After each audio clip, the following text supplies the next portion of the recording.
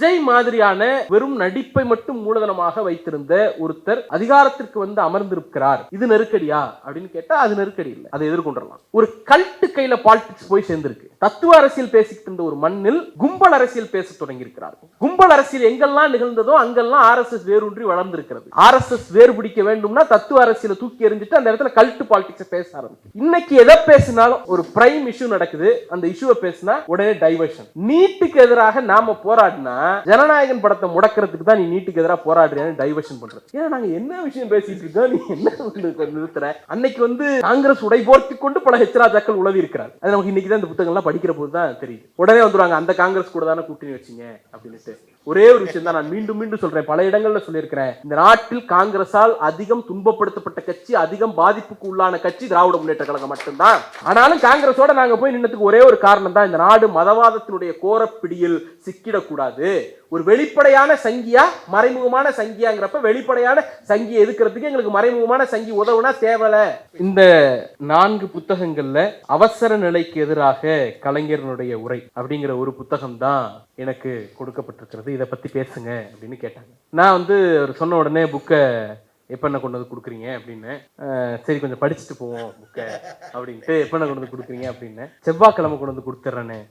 செவ்வாய்க்கிழமை அடுத்து 2 நாள் நான் வெளியூர்ல இருக்கேன், சிக்கலாயிடுமே, ஏதாவது PDF இருந்தா அனுப்பிடுறீங்களா? இல்லை தோழா ரொம்ப குட்டி புக்கு தான் அப்படின்னாரு. அவர் சொல்லும் போது தெரியல அது வெறும் குட்டி புக்கு மட்டும் இல்லை, ரொம்ப கியூட்டான புக்கும் அப்படின்னு கூட. என்ன அப்படின்னா அதை பார்த்த உடனே ஒரு சின்ன குழந்தைங்க கூட ஒரு ஒரு சின்ன அப்பதான் படிக்க ஆரம்பிக்கிற ஒரு பிள்ளை கூட இந்த புக்கை பார்த்தா எடுத்து படிக்க ஆரம்பிக்கும். ஏன்னா அதனுடைய அட்டை ஒரு காரணம், இன்னொன்று அதனுடைய பக்கங்கள் 2வது காரணம். கலைஞருடைய ஒரே ஒரு உரையை ரொம்ப அழகா ரொம்ப கியூட்டா ஒரு புத்தகமாக கொண்டு வந்திருக்கிறார்கள். இந்த அட்டம்ப்டுக்கு, இந்த முயற்சிக்கு, இந்த பணிக்கு தூரிகை பதிப்பகத்திற்கு மிகப்பெரிய நன்றியை நான் தெரிவித்துக் கொள்கிறேன். தலைவர் அவர்களுடைய மொத்த படைப்புகளையும், அவர் பேசியது, எழுதியது, நாடகம் போட்ட எழுத்துகள், இது எல்லாவற்றையும் கடந்த ஆட்சியில், திராவிட முன்னேற்ற கழக ஆட்சியில், திராவிட மாடல் ஆட்சியில் முழுவதுமாக நாட்டுடைமையாக்கப்பட்டது. நாட்டுடைமையாக்கப்பட்ட பிறகு அதுக்கு ஒரு இன்டென்ஷன் இருந்திருக்கும்ல, ஒவ்வொருத்தருக்கும் ஒரு இன்டென்ஷன் இருந்திருக்கும். எனக்கு அந்த காலகட்டத்தில் எனக்கு இருந்த ஒரே ஒரு எதிர்பார்ப்பு, சிறிதே அழகுங்கிற வடிவத்தில் குட்டி குட்டி புக்ஸாக இது வரக்கூடும். அப்போ இந்த பர்பஸ் ஆஃப் நேஷனலைசேஷன், அது நாட்டுடைமையாக்கப்பட்டதனுடைய நோக்கம் நிறைவேறியதாக ஒவ்வொருத்தருக்கும் ஒரு ஸ்டாட்டிஸ்பிகேஷன் வரும்ல. அப்போ அந்த குட்டி குட்டி நூல்களாக வருகிற போது இந்த நோக்கம் நிறைவேறியதாக நான் கருதி கொண்டேன். அந்த வகையில் திமுக அரசு நாட்டுடைமையாக்கப்பட்ட பிறகு அதனுடைய முழுமையான நோக்கம் நிறைவேறியதற்கு சான்று தான் இந்த குட்டி புத்தகம். ஆனால் என்ன ஆச்சரியம்னா இது தமிழில் அவைலபிளாக இல்லைன்னு நினைக்கிறேன். தமிழில் அவைலபிளாக இல்லாத காரணத்தினால தமிழிலிருந்து ஆங்கிலத்திற்கு மொழிபெயர்க்கப்பட்டு ஆங்கிலத்திலிருந்து அது மீண்டும் தமிழுக்கு வந்திருக்கக்கூடிய ஒரு நூலாக இருக்கிறது. எந்த அளவுக்கு நாம் டாக்குமெண்டேஷனில் கோட்டை விட்டிருக்கிறோம் அப்படிங்கிறதுக்கு இது ஒரு முக்கியமான உதாரணம். திராவிட இயக்க வரலாற்றை, திராவிட இயக்கத்தினுடைய செய்திகளை ஆவணப்படுத்தக்கூடியவர்களுக்கு இது ஒரு முக்கியமான எச்சரிக்கை செய்தி. அந்த எச்சரிக்கையை உள்வாங்கி கொண்டு நாம் எல்லாம் பணியாற்ற வேண்டும்ங்கிறதுக்கு இந்த புத்தகம் ஒரு சான்றாக இருக்கிறது அப்படின்னு நான் பார்க்குறேன். இந்த புத்தகம் இன்னைக்கு வெளியிடப்படுவது ரொம்ப காலத்தை பொருத்தமான ஒரு விஷயம். அது என்ன பொருத்தமான விஷயம்? இன்னைக்கு என்ன உடனே நீங்க ஆட்சி விட்டு போன உடனே நெருக்கடி வந்துருச்சு அப்படின்னீங்களா? அது என்ன திராவிட முன்னேற்ற கழகத்துக்கு நெருக்கடியா தமிழ்நாட்டுக்கு நெருக்கடியா மாத்துவீங்களா அப்படின்னு கேட்டுருவாங்க. திராவிட முன்னேற்ற கழகம் நெருக்கடிகளை எதிர்கொண்டோம், அதுக்கு அது பிரச்சனை கிடையாது. ஆனால் மாநிலம் நெருக்கடிக்கு உள்ளாகிற போது திராவிட முன்னேற்ற கழகத்தின் துணை இல்லாமல் தமிழ்நாட்டால் அதை எதிர்கொள்ள முடியாது அப்படிங்கிற ஒரு சிக்கல் இருக்கிறது. ஏன் அப்படின்னா தமிழ்நாட்டுக்கு நெருக்கடி ஏற்பட்ட போதெல்லாம் இந்த இயக்கம், இந்த கட்சி, கருப்பு சிகப்பு துண்டு இவர்களெல்லாம் முன்னே வந்து நின்றிருக்கிறார்கள் அப்படிங்கிறதுக்கு வரலாறு முழுக்க சான்று இருக்கு. நீங்க பவர்ல உட்கார வைக்கலாம், பவர் விட்டு கொஞ்சம் இறங்கி ஓரமா இருப்பா அப்படின்னு சொல்லலாம். என்ன நடந்தாலும் இந்த நாட்டுக்கு ஒரு நெருக்கடி ஏற்படுகிற போது எங்களை பலியிட்டு கொண்டு இந்த நாட்டை காப்பாற்றுவதற்கு நாங்கள் முன் வருவோம் அப்படிங்கிறது தான் திமுக தொண்டர்களுடைய குரல். அந்த குரலினுடைய பிரதிபலிப்பாகத்தான் கலைஞருடைய உரை அமைந்திருக்கிறது. இன்னைக்கு என்ன நெருக்கடி வந்திருக்கிறது? நாம ஒரு ரெஜிம் சேஞ்ச் ஏற்பட்டிருக்கு. இந்த ரெஜிம் சேஞ்ச் நெருக்கடியா? இல்லை. விஜய் மாதிரியான ஒரு வெறும் நடிப்பை மட்டும் மூலதனமாக வைத்திருந்த ஒருத்தர் அதிகாரத்திற்கு வந்து அமர்ந்திருக்கிறார். இது நெருக்கடியா அப்படின்னு கேட்டா அது நெருக்கடி இல்லை, அதை எதிர்கொண்டலாம். ஒரு கல்ட்டு கையில பாலிடிக்ஸ் போய் சேர்ந்திருக்கு. தத்துவ அரசியல் பேசிக்கிட்டு இருந்த ஒரு மண்ணில் கும்பல் அரசியல் பேச தொடங்கி இருக்கிறார்கள். கும்பல் அரசியல் எங்கெல்லாம் நிகழ்ந்ததோ அங்கெல்லாம் ஆர்எஸ்எஸ் வேரூன்றி வளர்ந்திருக்கிறது. ஆர்எஸ்எஸ் வேறு பிடிக்க வேண்டும்னா தத்துவ அரசியலை தூக்கி எறிஞ்சிட்டு அந்த இடத்துல கல்ட் பாலிடிக்ஸை பேச ஆரம்பிக்கணும். அது முதன்மையான ஆபத்து. ரெண்டாவது முக்கியமான ஆபத்து, கொள்கை அரசியலை தூக்கி ஓரமா வச்சுட்டு இஷ்யூ பேஸ்டு பாலிடிக்ஸுக்கு நாம போவோம். வெறும் பிரச்சனைக்கான, இப்போ ஒரு குடித்தண்ணி பிரச்சனை வருது, ஒரு மின்சார பிரச்சனை வருது, ஒரு போக்குவரத்து பிரச்சனை வருது, இந்த மாதிரி ஐசோலேட்டடான லோக்கல்ல நடக்கக்கூடிய பிரச்சனைகளை மட்டும் அரசியல்ல பேசிட்டா போதும். சமூக நீதியா வார்த்தையை போட்டுக்க, இடஒதுக்கீடா வார்த்தையை யூஸ் பண்ணிக்க, அது சினிமா டைட்டில் தானே. அந்த மாதிரி கொள்கையை, லட்சியத்தை இதெல்லாம் பேச வேண்டாம். அதெல்லாம் நேம் ஷேக்கு அப்படி வச்சுட்டு அன்றாட நிகழ்வுகள்ல மட்டும் அரசியல்ல கவனம் செலுத்தினா போதும். பிரின்சிபல் பேஸ்டு பாலிடிக்ஸ்ல இருந்து இஷ்யூ பேஸ்டு பாலிடிக்ஸுக்கு மாற்றும் பொழுது எங்கெல்லாம் அப்படி மாறி இருக்கோ அங்கெல்லாம் மதவாத கும்பல்கள் தலையெடுத்து வளர்ந்திருக்கிறார்கள். ஏன்னா தத்துவ அரசியல் பேசணும்னா நம்ம கூட அவன் போட்டி போட முடியாது. இந்த இவரு கேட்பார்ல, காமெடியில் வரும்ல, இந்த செருப்பு இந்த செருப்பு ஒன்னாடா அப்படின்னு கேட்போம்ல, அந்த மாதிரி தத்துவ அரசியல் பேசுகிறப்ப நாங்களும் தான் தத்துவம் பேசுறோம்னு இந்துத்துவ தத்துவத்தோட வந்தான்னா டக்கால்ட்டின்னு பார்த்து நம்ம ஐடென்டிஃபை பண்ணி விரட்டி அடிச்சிருவோம். இப்போ நாங்கள் பேசுகிற சமூக நீதி தத்துவமும் நீ பேசுகிற மதவாத தத்துவமும் ஒன்னா அப்படின்னு நம்ம ஈஸியாக ஐடென்டிஃபை பண்ண முடியும். ஆனால் பிரச்சனைகளை அடிப்படையை ஒட்டி பாலிடிக்ஸ் பண்ணுறது அப்படிங்கிற இடத்திற்கு ஒரு மாநிலத்தை தள்ளிட்டோம்னா அவனுக்கு ஈஸி. அது அண்ணாமலையை வச்சு அந்த ப்ராஜெக்ட் அங்கே எக்ஸிக்யூட் பண்ண முடியும்னு அவங்க நினைச்சாங்க. அவருக்கு பின்னால காவிங்கிற ஒரு கலரும் தாமரைங்கிற ஒரு சின்னமும் பாஜகங்கிற ஒரு கட்சியும் இருந்த காரணத்தினால், தமிழர்கள் அதிகம் வெறுக்கக்கூடிய மூன்றும் அவர் பின்னால நின்ன காரணத்தினால் அவரை தமிழ்நாட்டு மக்கள் ஐடென்டிஃபை பண்ணி தூக்கி ஓரமா வச்சுட்டாங்க. ஸோ இந்த மூணு இல்லை, இந்த மூணுத்தையும் கொஞ்சம் உள்ள வச்சுக்க, தேவைப்படும் போது எடுத்து வெளியில விடலாம் அப்படின்னு சொல்லிட்டு இன்னொருவரை களமிறக்கி அதில் வெற்றி பெற்றிருக்கிறார். அப்போ உண்மையான நெருக்கடி என்ன அப்படின்னா, ரெண்டு நெருக்கடி இருக்கிறது. ஒன்று, தமிழ்நாடு தத்துவ அரசியல் பேசியதிலிருந்து கல்ட் பாலிடிக்ஸ்க்கு நம்மளை இழுக்க பார்க்குறாங்க, அது ஒரு ட்ராப்.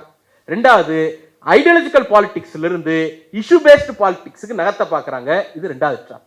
இதுதான் உண்மையான நெருக்கடி. சரி, இந்த நெருக்கடிக்கு இந்த புத்தகத்துக்கு என்ன சம்பந்தம்? எமர்ஜென்சி அறிமுகப்படுத்தப்பட்ட போது கலைஞருக்கு எல்லா பிரிவிலேஜ் இருந்துச்சு. தமிழ்நாட்டின் ஆளுங்கட்சி திமுக, அவர் எதிர்கட்சி தலைவர் கிடையாது, தமிழ்நாட்டினுடைய முதலமைச்சர். எமர்ஜென்சி எவ்வளவு காலத்துக்கு எக்ஸ்டெண்ட் ஆகுதோ அவ்வளவு காலத்துக்கு அவருக்கு அந்த பொறுப்பு, அந்த பவர் இருக்க போகுது. அதிகாரத்தில் இல்லாத போது அவர் எமர்ஜென்சியை எதிர்க்கவில்லை, அதிகாரத்தில் இருந்த போது அவர் எமர்ஜென்சியை எதிர்த்தார். அதுதான் முதல் விஷயம். அவர் இம்ப்ளிமெண்டேஷன் எண்ட்ல இருந்தாரு. அந்த அதிகார ஆட்சி செய்யக்கூடியவர்களுக்கு மக்களிடம் இருந்த எல்லா கருத்துரிமை, பேச்சுரிமை, வாழ்வுரிமை, எல்லா உரிமையும் இருக்குல்ல, அந்த உரிமை எல்லாம் பறிச்சு அந்த பவரை யார் கையில கொண்டு போய் எமர்ஜென்சி கொடுத்துச்சுன்னா அரசை ஆளக்கூடியவர்கள் கையில கொண்டு போய் கொடுத்துச்சு. அப்ப இம்ப்ளிமெண்டேஷன் எண்ட்ல இருந்தவர் முத்தமிழறிஞர் கலைஞர். அவர் சஃபரிங் எண்ட்ல இல்ல, பாதிக்கப்பட்டக்கூடிய இடத்துல கலைஞர் இல்ல, திமுக இல்ல. ஆனால் பாதிக்கப்படக்கூடிய இடத்தில் ஜனநாயகமும் மக்களாட்சியும் இருந்த காரணத்தினால் என் பிரிவிலேஜ் எனக்கு வேணான்னு தூக்கி போட்டுட்டு ஜனநாயகத்திற்காகவும் மக்களாட்சிக்காகவும் எமர்ஜென்சியை எதிர்த்ததுதான் திமுகவுடைய வரலாறு, கலைஞருடைய வரலாறு. ஏன்னா ஒரு உதாரணம் இருக்கு இந்த உரையிலே அவர் சொல்றாரு. உங்க எல்லாருக்கும் தெரியும், அந்த காலகட்டத்தில், எமர்ஜென்சி காலகட்டத்தில் பெரிய அடக்குமுறைக்கு உள்ளானது பத்திரிகைகள், பத்திரிகை ஊடகங்கள். நான் அந்த நேரத்தில் தான் நான் இந்த இன்விடேஷனையும் புத்தகத்தையும் சேர்த்து படிக்கும் பொழுது தோழர் விஷன் அவர்களை நினைச்சேன். என்ன அப்படின்னா, இன்னைக்கு பல பேர் கலர் அப்படியே லைட்டா மாறுது. அது அச்சத்தின் காரணமாக இருக்கலாம், அல்லது சில ஆஃபரின் காரணமாக இருக்கலாம், என்ன காரணம் வேணாலும் இருக்கலாம். ஆனால் ஒரு வீழ்ச்சிக்கு பிறகும் நான் என்ன ஸ்டாண்ட்ல உறுதியோடு இருந்தனோ அதே ஸ்டாண்ட்ல இருப்பேன்னு இப்போ வரைக்கும் உறுதியோடு இருக்கக்கூடிய ஒரு தோழராக அவர் இருக்கிறார். நான் அப்ப அந்த மீடியாவை நீங்க யோசிச்சு பாருங்க. மீடியாவுக்கு சென்சார்ஷிப் தான் அன்னைக்கு பெரிய பிரச்சனை. மீடியாவுக்கு சென்சார்ஷிப் வந்த போது அதை இம்ப்ளிமெண்ட் பண்ணக்கூடிய இடத்தில் மாநில அரசுகளுக்கு ஒரு பவரை கொடுக்குறாங்க அவங்க. இப்ப கலைஞர் நினைச்சிருந்தா என்ன பண்ணிருக்கலாம், அதை தனக்கு சாதகமாக பயன்படுத்தி இருக்கலாம். ஒரிஜினல் சர்க்குலர்ல என்ன இருக்குன்னா, பிரதமரையும் பிரதமரின் பேச்சையும் தவறாக சித்தரிக்க கூடாது, பிரதமரையும் பிரதமருடைய பேச்சையும் விமர்சிக்க கூடாது அப்படிங்கிறது இருக்கு. ஆந்திரால என்ன பண்றாங்க, பிரதமருக்கு பக்கத்துல முதல்வர்னு ஒரு வார்த்தை சேர்த்துக்கிறான். பிரதமரையும் முதல்வரையும் விமர்சிக்க கூடாது. கலைஞர் நினைச்சிருந்தா அதை பண்ணிருக்க முடியும்ல. பிரதமர் இந்திரா காந்தி அவர்களையும் கலைஞர் முதலமைச்சராக இருந்த கலைஞர் அவர்களையும் விமர்சிக்க கூடாதுன்னு சர்க்குலர் போட்டு இம்ப்ளிமெண்ட் பண்ணி போறதுல என்ன இருக்கு? லக்ஸுரி தானே, சொகுசு தானே, யாரும் எதிர்த்து கேள்வி கேட்க மாட்டாங்கல்ல. ஆனா கலைஞருக்கு அந்த பிரிவிலேஜ் தேவைப்படலை. ஏன்னா கருத்துரிமைக்காக இயக்கம் கட்டிய கட்சி திராவிட முன்னேற்ற கழகம் என்கிற புரிதலிலிருந்து அவர் அதை எதிர்க்கிறார். இந்த கட்சி 75 வருடம் ஆகிவிட்டது. 49 செப்டம்பர் மாதம் 17 கொட்டும் மலையில் ராபின்சன் பூங்கால தொடங்கப்பட்ட போது அண்ணாவனுடைய உரை இப்படிதான் முடிஞ்சது. அவர் நிறைய பேசுறார். பேசி முடிக்கும் பொழுது இப்படி முடிக்கிறார். என்ன முடிக்கிறார்னா, ஆகவே முதல் வேலையாக, முக்கிய வேலையாக எழுத்துரிமை, பேச்சுரிமை எல்லாவற்றையும் ஒடுக்குகின்ற அரசுக்கு எதிராக போர் முனையை உருவாக்க வேண்டும். அதற்கு திராவிட முன்னேற்ற கழகம் முன்னணி படையாக அமைய வேண்டும். அதற்காக ஒத்துழையுங்கள் என்று சமதர்ம தோழர்களை கேட்கிறேன். அதனோடு வந்து பங்கெடுங்கள் என்று கம்யூனிச இயக்க தோழர்களை அழைக்கிறேன் அப்படிங்கிறார். அதற்கு அடுத்த வரி சேர்த்து சொல்றார். என்ன சொல்றாருன்னா, தந்தை பெரியார் அவர்களே, பெரியாரை எதிர்த்து தான் இயக்கம் கட்டுறாங்க. அந்த மேடையில் சொல்லுகிறார், தந்தை பெரியார் அவர்களே, உங்கள் பாசறையில் பயிற்சி பெற்று பக்குவம் பெற்ற நாங்கள் நீங்கள் காட்டிய வழியில் சர்க்காருக்கு எதிராக கருத்துரிமையையும் பேச்சுரிமையும் காப்பாற்றுவதற்காக சிறைக்கு செல்ல போகிறோம், போராடி சிறைக்கு செல்ல போகிறோம். கட்சி தொடங்கிய துவக்க நாளாகிய இன்றே இதுதான் இந்த நாட்டுக்கு அண்ணா கட்சியை தொடங்கி வைத்து முதலில் சொன்ன செய்தி. திமுக எத்தனையோ போராட்ட களங்களை பார்த்திருக்கிறது, போராட்ட களங்களில் பங்கெடுத்திருக்கிறது, அதை அமைத்திருக்கிறது, எல்லாம் பண்ணிருக்கு. ஆனால் இந்த கட்சிக்கு அண்ணா ஃபர்ஸ்ட் கொடுத்த டாஸ்க் ஒன்று இருக்குன்னா, அது கருத்துரிமைக்காகவும் பேச்சுரிமைக்காகவும் சிறைக்கு போடா தம்பிங்கிறது தான். அப்ப கலைஞருக்கு இந்த கருத்துரிமையும் பேச்சுரிமையும் கழுத்தை நெரிக்கிறதுக்கான ஒரு ஆப்ஷன் வருகிற போது தனக்கு அது சொகுச கொடுக்கும்னு நினைச்சு ஏற்றுக்கொள்ளாம அதை தூக்கி எறிஞ்சிட்டு ஜனநாயகத்தின் பக்கம், மக்களாட்சியின் பக்கம், அண்ணா காட்டிய வழியின் பக்கம் நின்ற காரணத்தினால்தான் அவர் முத்தமிழறிஞர் கலைஞர் செத்து போய் இவ்வளவு காலம் கழிச்சு நாம கொண்டாடக்கூடிய. நீங்க அதுல இன்னொரு முக்கியமான விஷயத்தையும் பார்க்கணும். நான் இப்படி யோசிக்கிறேன், ஒரு அதிகார வெறி கொண்ட ஒருத்தரா யோசிச்சு பார்த்தோம் அப்படின்னா, நமக்கு அப்படி அந்த வெறி கிடையாது, பட் அப்படி யோசிச்சு பார்த்தோம் அப்படின்னா, ஒரு சாதாரண தேர்தல் அரசியல் இயக்கத்தில் இருக்கக்கூடிய தொண்டர் என்ன நினைப்பா? தேர்தல் வெற்றி தானே பிரதானம். ஒருவேளை கலைஞர் அந்த கருத்துரிமை ஒடுக்கக்கூடிய ஆயுதத்தை பயன்படுத்தி அவருக்கு எதிரான விமர்சனங்களை ஒடுக்கி இருந்தால், அன்னைக்கு என்ன நடந்துச்சு? கலைஞர் மீது அவதூறு பரப்பப்படும். எல்லா பத்திரிகைக்கும் அந்த லிபர்ட்டி இருந்துச்சு. கலைஞர் பதில் சொன்னா வெட்டிடுவான். அவர் ஊழல் செஞ்சாருன்னு ஒரு லைன் வரும். ஊழல் செய்யலைங்கிறதுக்கு இவர் டீட்டெயிலா ஆதாரம் கொடுத்தா ஊழல் செய்தாருங்கிற செய்திக்கு அனுமதி இருக்கும், செய்யலன்னு அவர் கொடுக்கிற மறுப்புக்கு அனுமதி இருக்காது. அப்ப திட்டமிட்டு அவர் மீது அவதூறுகளும் பொய்யும் கட்டுக்கதைகளும் பரப்பப்படுது இல்ல, அந்த பரப்பப்படுகிறது ஒரு பக்கம். எமர்ஜென்சியில் திராவிட முன்னேற்ற கழகம் தன்னுடைய ஒட்டுமொத்த வலுவையும் இழந்து நின்றது. கட்சி தொண்டை ஜெயில கிடக்கான், கட்சி தலைவர்கள் ஜெயில கிடக்குறாங்க, எல்லா ஸ்ட்ரக்சரும் கொலாப்ஸ் ஆகிருக்கிறது. தேர்தல் நிதி பத்தி எல்லாம் யோசிக்கவே நேரம் கிடையாது. வழக்கு நிதி வாங்குறதுக்கே அன்னைக்கு நேரம் பத்தலைங்கிற அளவுக்கு நெருக்கடி சூழ்ந்த ஒரு காலம். இன்னைக்கு எல்லாம் 200 ரூபா ஊப்பின்னு சொல்றாங்க. கலைஞர் முதலில் 200 ரூபாய குடும்ப நல நிதியாக எமர்ஜென்சியில் சிறைப்பட்ட தொண்டர்களுக்கு தான் கொடுத்தாங்க. அப்படி நெருக்கடி சூழ்ந்த ஒரு காலகட்டத்தில் கட்சி என்ன ஆயிருக்குன்னா ஸ்ட்ரக்சரலா வீக்கா இருக்கு. தொண்டர்கள் வீக்கா இருக்கிறாங்க. அவங்கள்ட்ட ஒரு பொருட்செலவு கிடையாது, பலம் கிடையாது, ஒண்ணும் கிடையாது, சிறையில கிடக்குறான். அப்ப ஒரு பக்கம் அவதூறு பரப்பப்படுது, பதிலளிக்க இடம் கிடையாது. இன்னொரு பக்கம் கட்சியினுடைய அமைப்பு வலுவிழக்க வைக்கப்படுகிறது, அதனுடைய ஸ்ட்ரென்த் குறைக்கப்படுது. இது ரெண்டுமே எமர்ஜென்சியினுடைய விளைவு. ஒருவேளை கலைஞர் எமர்ஜென்சியை தனக்கு சாதகமாக பயன்படுத்தி இருந்தால் இது இரண்டும் நடந்திருக்காது. எம்ஜிஆர் என்ற ஒரு கேரக்டர் அரசியல் வென்றிருக்க முடியாது. வாய்ப்பு இருக்குல்ல, பட் வரலாற்றில் இஃப்ங்கிறது ஒண்ணு இல்லை, அதையும் நம்ம மனதில் வச்சுட்டே பேசணும்.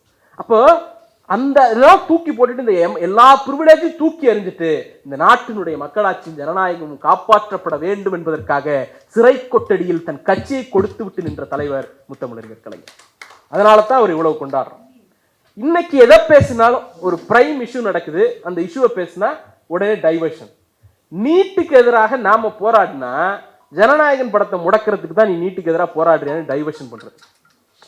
ஏன்னா நாங்க என்ன விஷயம் பேசிட்டு இருக்கோம், நீ என்ன நிறுத்துற அப்படின்னு நாம திருப்பி கேட்கிறோம். பட் ஆனா மாஸ் சைக்காலஜிக்குள்ள அதுதான் போய் உட்காரு. அப்ப இந்த மாதிரி காலகட்டத்தில் நம்ம வாழ்ந்துட்டு இருக்கோம். எல்லாத்தையும் டைவர்ஷன்.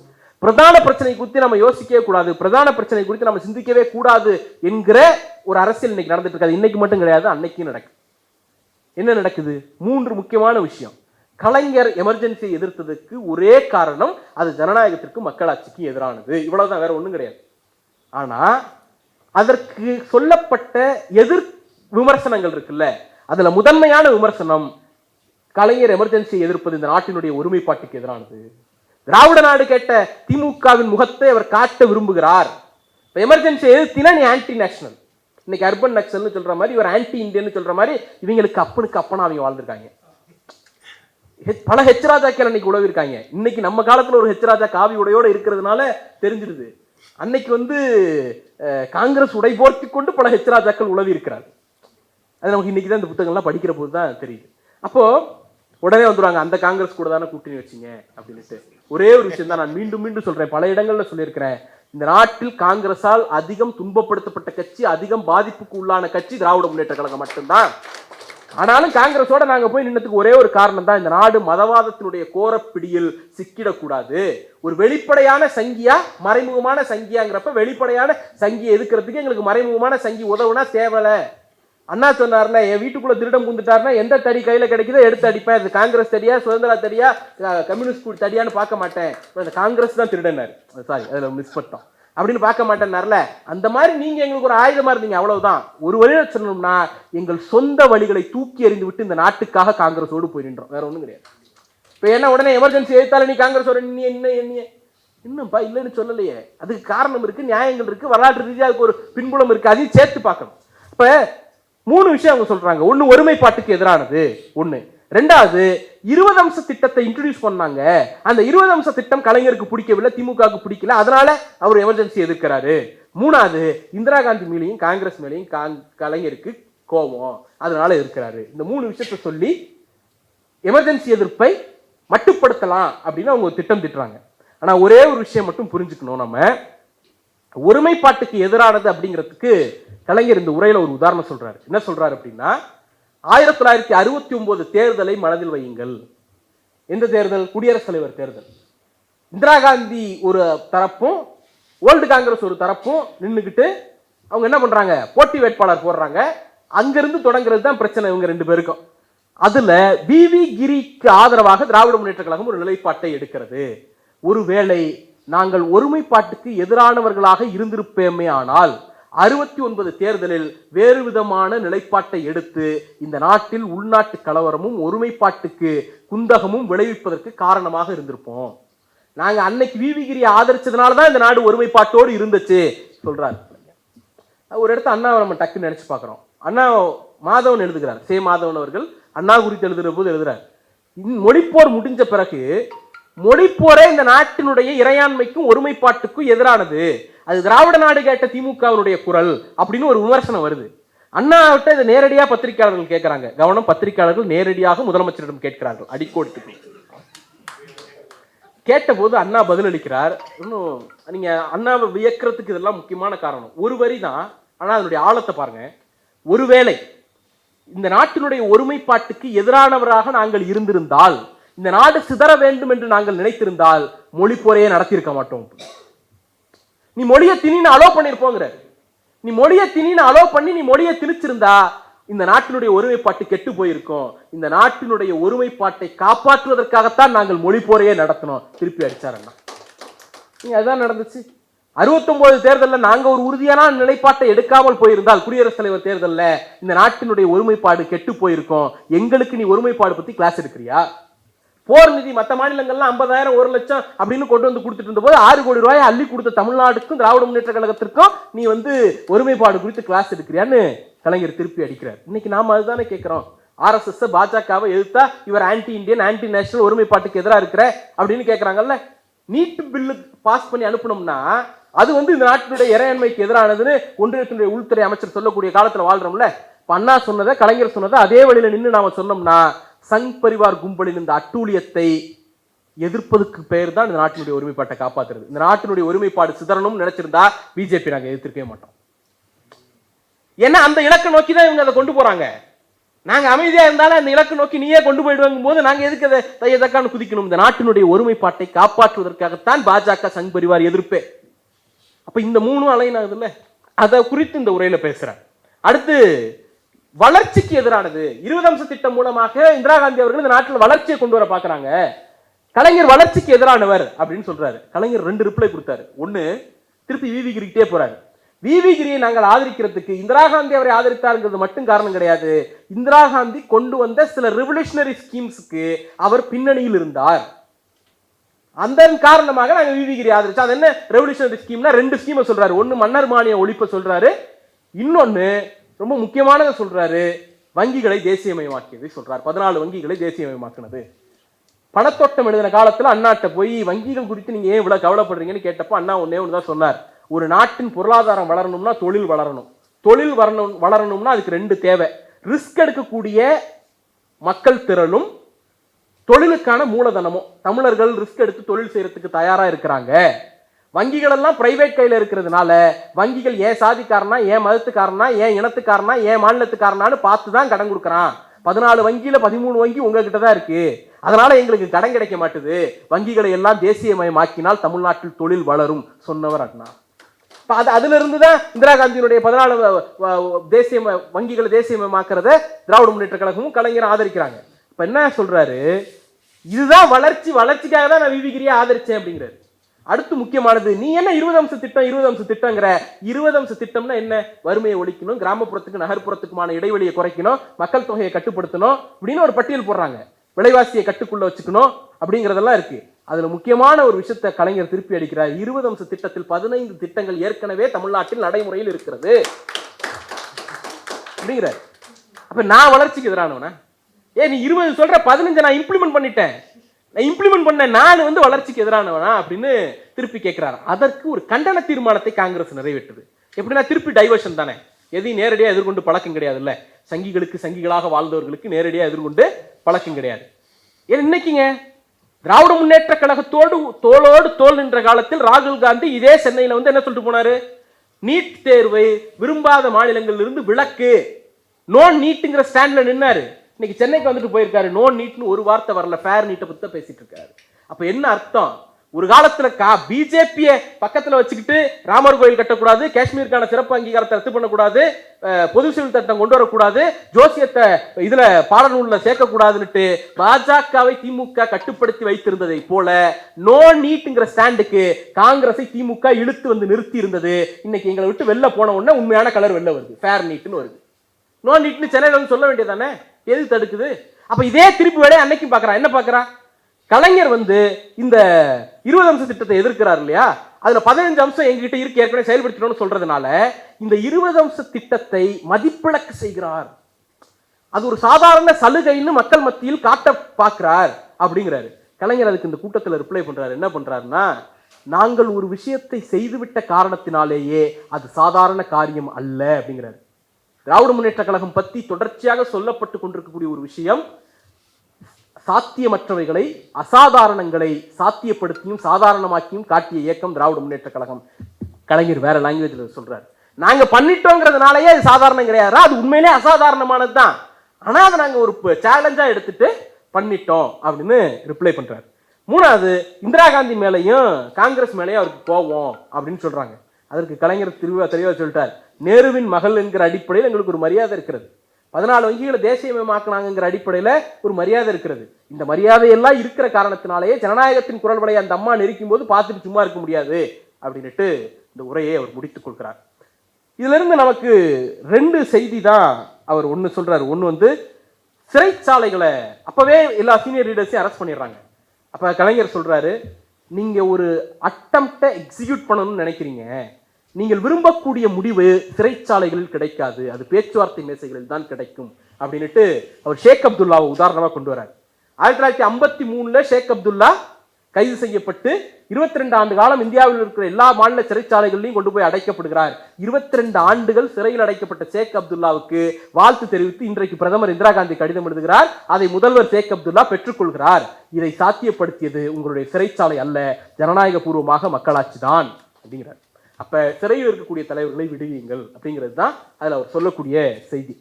எமர்ஜென்சி காலகட்டத்தில் வழக்குக்காக இன்னைக்கு கூட ஒரு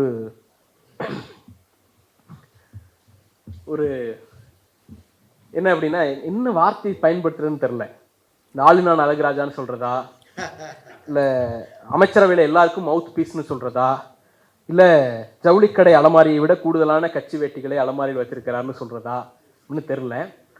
ஆர்எஸ்எஸ் ப்ராடக்ட்னு சொல்லலாம், ஆர்எஸ்எஸ் மவுத் பீஸ்னு சொல்லலாம். அவர் கலைஞர் ஏன் 74 வழக்கு காவிரி வழக்கை வாபஸ் வாங்கினாரு அப்படின்னு இன்னைக்கு ஒரு அக்யூசேஷனை தூக்கி போட்டிருக்காரு.